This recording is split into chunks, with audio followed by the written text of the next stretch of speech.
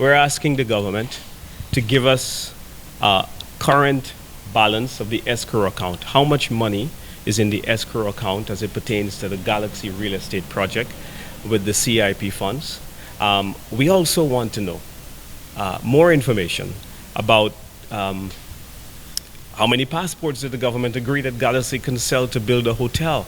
The minister did not address these issues in his speech to the nation. In fact, he has left us more confused. The speech can best be characterized as more secrets, more lies, more propaganda.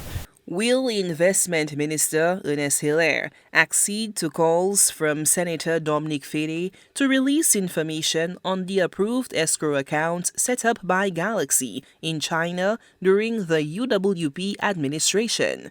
We will not go and release any balance in any escrow account. If the other party says we should do it, something that can probably be considered, but I don't think that's how our country does business. And certainly not because if the senator asked for it.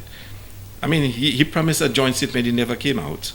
And there's a lot that can be said about, Range, DSH, and some other companies in St. Lucia that they did business with. But if we do that, we'll be shaming those companies. People wanting to come to invest in St. Lucia will look at St. Lucia and say, I can't go and invest in this country.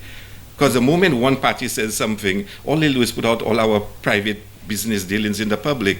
2015 legislation passed by the SLP administration required that escrow accounts be jointly held in St. Lucia. Hilaire highlights that changes to that law came under the UWP administration, which he notes allowed investors like DSH to have escrow accounts overseas. So they want us to release the balance on the escrow account. Did they ever tell St. Lucia how much was in the escrow account when they were there? Did they ever release it? You didn't even know the escrow account was in China. I announced that they changed the law to allow it to go to China. They changed the law. And they did not even put the law for it to be a joint escrow account. They did not. We had to ask to send monthly statements to us to know how much is in the escrow account. Up to today, we don't even know where the Range escrow account was or the DSH one. Did you, as you said, when you came into office, you saw that we saw the total administration had changed the laws in terms of where the escrow account is supposed to be held and with whom. Did you, when you come in, did you all have any considerations to change it back to where it originally was? But we cannot change it on our own. We cannot change it on our own because the law says they receive the money because they are selling a share in their hotel. It's not our share they're selling, a share in their hotel.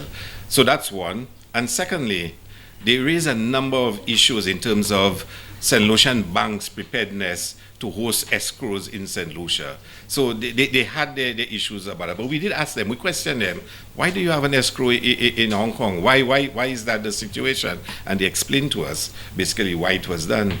But remember, the change in law was not for Galaxy, it was done for DSH, by the way. Investment Minister Ernest Hilaire previously announced an audit of the Citizenship by Investment Program, CIP, aiming to review all current processes, policies, and procedures. The opposition, United Workers' Party, UWP, remains unsatisfied. You were in government, you did it a particular way. We don't do it that way anymore. We believe we have to be responsible. We must conduct ourselves in a manner where companies will have confidence to come to St. Lucia to invest. We will never engage in company shaming to score cheap political points. UWP leader Alain Chasney has called for the immediate termination of CIP CEO Claude Emmanuel and Minister Hilaire, along with the replacement of all, quote, implicated current board members of the CIP, end quote. Chasney warned of potential legal action and efforts to mobilize civil society support if the government fails to address these concerns. The audit announcement comes amid ongoing debate over CIP management and transparency. Sola Alfred, HTS News Force.